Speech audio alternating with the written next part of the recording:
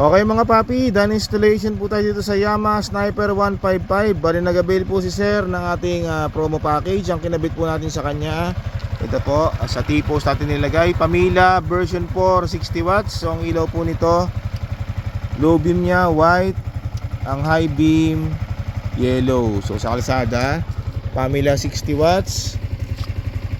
Yan po, low beam, high beam. So napakaliwanag, 60 watts po yan. Ito po yung ginamit nating switch, domino 3-way switch, side mirror. Tapos kinonect natin sa passing switch ng Sniper 155. Bali nakapag-passing po ito.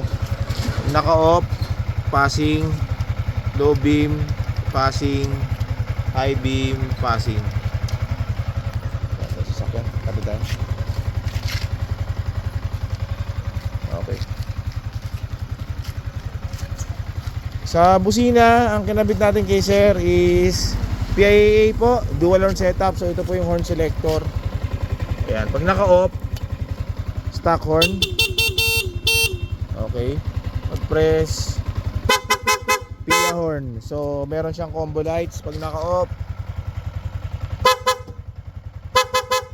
low beam, high beam.